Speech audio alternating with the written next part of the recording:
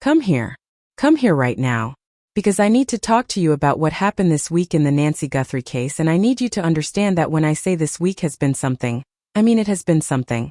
Because a YouTuber, a regular person with a camera and a conscience and a genuine desire to find this missing woman, went out to the desert near Tucson, Arizona, live streaming for his audience, doing what the local news and apparently some of the people who are supposed to be looking have not been doing consistently enough. And he found a bone. A human bone. And y'all, I need you to sit with that for a second.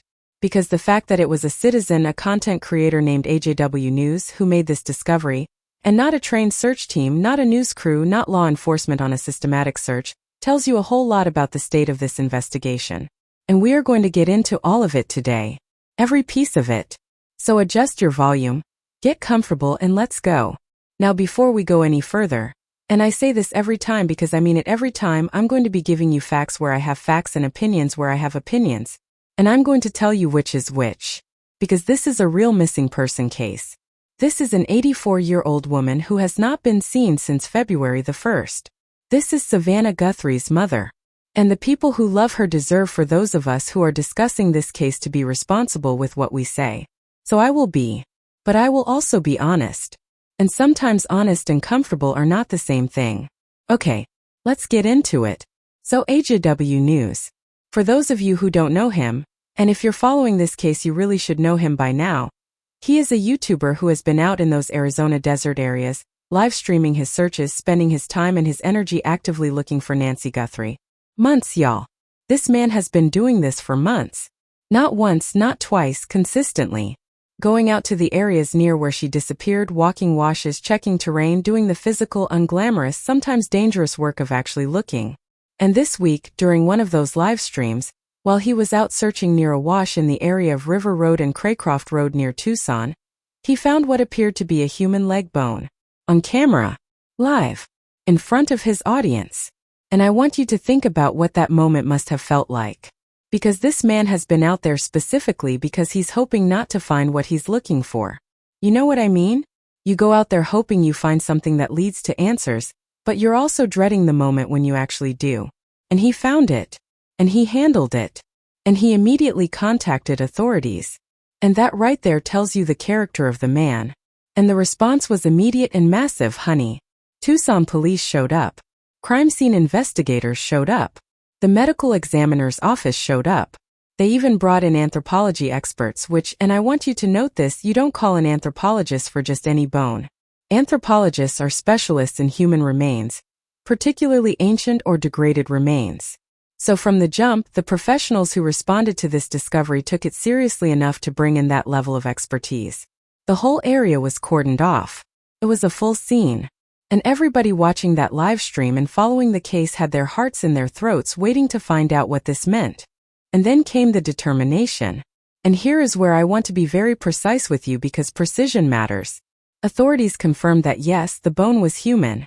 It was a human bone. But they also confirmed that it was prehistoric. Meaning it predates any modern missing persons case. Meaning it has no connection to Nancy Guthrie or to any current active criminal investigation. Now, for the people who love Nancy, for Savannah, for her family, that news is complicated.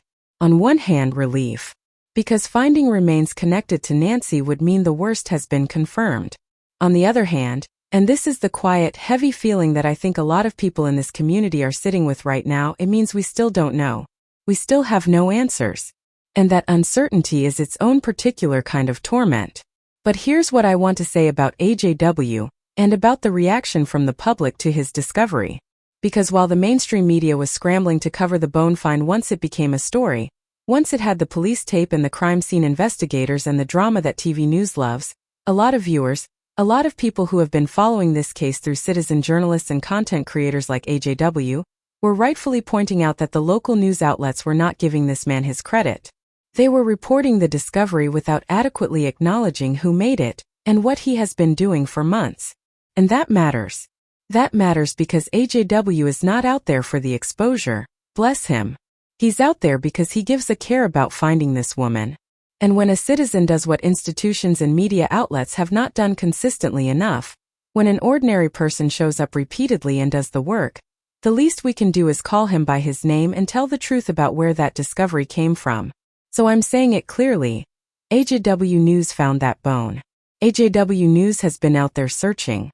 And he deserves every bit of the recognition that his community has been giving him. Now let's talk about the location. Because even though the bone turned out to be prehistoric and unrelated to Nancy, the location itself is significant, and I don't want us to gloss over that too quickly. This area near River Road and Craycroft Road. It is only several miles from Nancy Guthrie's home. Several miles. And when those details started coming out in real time during the live stream, before the determination had been made, the speculation was immediate. Of course it was. Because that proximity is not nothing. If you are an 84-year-old woman who was taken from your home, if something happened to you in that area, the terrain around Tucson, the washes, the desert, the remote stretches of land, that is terrain that can swallow evidence. That can make things disappear. And so when a bone turns up within miles of where you lived, of course people are going to feel that. Of course it's going to hit different. Even after the determination came back prehistoric, I think a lot of people were left with a chill that didn't fully go away. Because the question that this whole case has been asking from the very beginning is still unanswered. Where is Nancy Guthrie? And for those of you who are newer to this story, let me give you the background. Nancy Guthrie, the 84-year-old mother of NBC's Savannah Guthrie, disappeared on February 1st. And from the very beginning, this was not a situation that looked like a woman who wandered off on her own. This was not a dementia case where she got confused and walked away. No. What the evidence suggested from day one was something far more sinister. There was a masked man seen near her property in the early morning hours. The security systems on the property were disconnected. When you find a way to deal with the security systems before you make your move, that is not random. That is planned. That is somebody who knew what they were doing and took steps to make sure they could do it without being caught on camera. And then there was blood. Blood on the porch. Which tells you that whatever happened, it was not peaceful. It was not a quiet disappearance. Something violent occurred in or around that home. And then, and this one gets me every single time, Nancy's pacemaker signal suddenly disconnected. Now for those of you who don't know, pacemakers can be tracked. They emit signals. And when that signal went dark, it was one of the most chilling data points in this entire case. Because pacemakers don't just stop transmitting because someone decided to take a walk.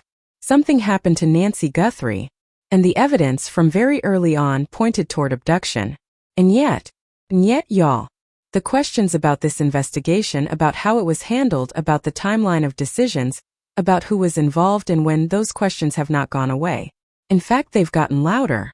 Because there has been a very public back and forth about when and whether the FBI was brought in. We heard statements from FBI Director Kash Patel. We heard statements from the sheriff's office. And those statements did not perfectly align. And when you've got conflicting public statements from law enforcement about something as basic as when federal involvement began in the disappearance of a prominent American woman, that is a problem. That is a transparency problem. That is the kind of thing that makes the public and makes families lose confidence in the process. And I understand that investigations are complicated. I understand that there are things that cannot be shared publicly for the integrity of a case. I genuinely understand that. But there is a difference between strategic silence and contradictory public statements. One protects the investigation. The other just creates confusion and erodes trust. And then there are the ransom notes. Because we cannot talk about this case without talking about the ransom notes. Multiple messages were reportedly sent, including to TMZ, that made claims about Nancy. That included ransom-related language. And one of the most deeply unsettling claims that came through those messages was the suggestion that Nancy may have died in Mexico. Now, no proof of life was ever provided. No photograph, no video, no verifiable sign that this woman is alive anywhere. And when ransom communications come without any proof of life, they are either a cruel hoax from someone trying to insert themselves into a high-profile case for reasons I cannot fathom, or they are coming from people who know what happened and are playing a very dangerous, very calculated game. Either way, honey, it is deeply, deeply troubling.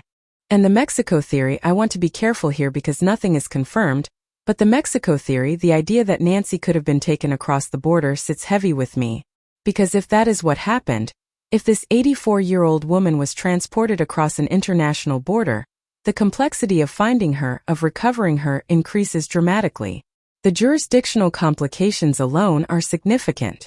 And if she passed in Mexico, as those messages allegedly suggested, the chances of her remains ever being found and identified and brought home to her family, I have to be honest with you, those chances are not good. The desert terrain on both sides of that border is vast and remote and unforgiving. And I think about that. I think about Savannah Guthrie, who is on national television every single morning, holding herself together, doing her job, while somewhere out there her mother's fate remains unknown. And I think about Nancy, an 84-year-old woman who deserved to be safe in her own home, who deserved to live out her years in peace. And instead she is missing, still missing. And every week that passes with no confirmed answers makes it harder, not easier, to believe that this story ends with her being found alive. And that fear, I want to name it plainly because I think a lot of you are feeling it too, the fear that Nancy may never be found, that her family may never get closure, that whoever did this may continue to operate without accountability. That fear is real and it is valid. And it is made heavier by every week of silence, by every conflicting statement, by every mainstream news cycle that moves on to the next thing while AJW is still out in the desert on a live stream, still looking, still showing up. Because somebody has to. Because she matters. Because an 84-year-old woman does not deserve to be forgotten because the news cycle moved on. She deserves answers. Her family deserves answers. And until we have them, people like AJW and people like us who are paying attention and talking about this case, we keep going. We keep asking. We keep showing up. That is my view. That is my opinion on where this case stands and what this week meant. What do you think? What are your thoughts on the bone discovery, on AJW, on the investigation, on all of it? Let me know in the comments. And I will talk to you on the next one. Bye y'all.